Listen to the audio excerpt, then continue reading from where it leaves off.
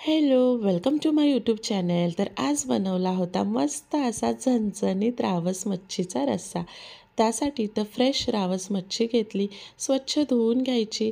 त्याला हळद, मीठ, एक मोठं रसरशी छान लिंबू त्याच्यावरती पिळून घ्यायचं.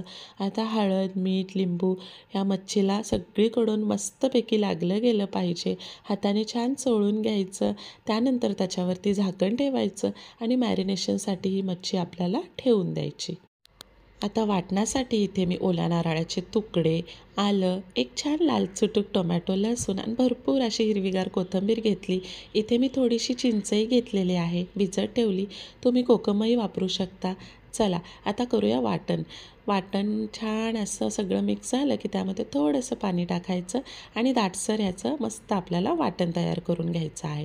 वाटण तयार आहे. आता फोडणीसाठी इथे एक मोठा छान असा कांदा घ्यायचा, उभा बारीक पातळ चिरून घ्यायचा, थोडासा कढीपत्ताही घ्यायचा आहे. कढई छान तापली की त्यामध्ये ॲड करायचं 3-4 चमचे तेल. तेलामध्ये टाकायचा कढीपत्ता, कांदा मऊ शिजून घ्यायचा. चला मस्त कांदा शिजला गेला की वाटलेलं वाटण त्यामध्ये ॲड करायचं. तेलामध्ये हे वाटण कच्चं वाटण असल्यामुळं चांगलं परतून घ्यायचं. तेल सुटू लागलं की त्यामध्ये ॲड करायची हळद, 2 चमचा लाल तिखट, 1 चमचा धनेपूड, 2 चमचा घरगुती काळा मसाला टाकला आहे. तुम्ही तुमच्या आवडीप्रमाणे मसाला टाका. चला आता मस्त छान हे वाटण परतून घ्यायचं. त्यानंतर त्यामध्ये आपल्याला आवश्यकतेनुसार पाणी ॲड करायचं आहे. आता रस्सा तुम्हाला दाटसर पातळ किती लागतो त्याप्रमाणे. चला त्यामध्ये भिजवलेली चिंच ॲड केली. तुम्ही फक्त पाणीही टाकू शकता. आता मोठ्या आचेवरती छान ह्याच्या उकळ्या काढून घ्यायच्या. झणझणीत असा रस्सा तयार होतो.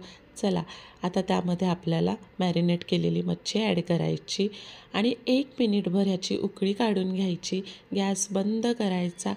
वरून बारीक चिरलेली कोथिंबीर ॲड करायची. चवीनुसार मीठ ॲड करायचं.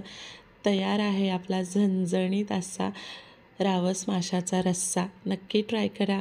आवडल्यास लाईक, शेअर, सबस्क्राईब नक्की करा.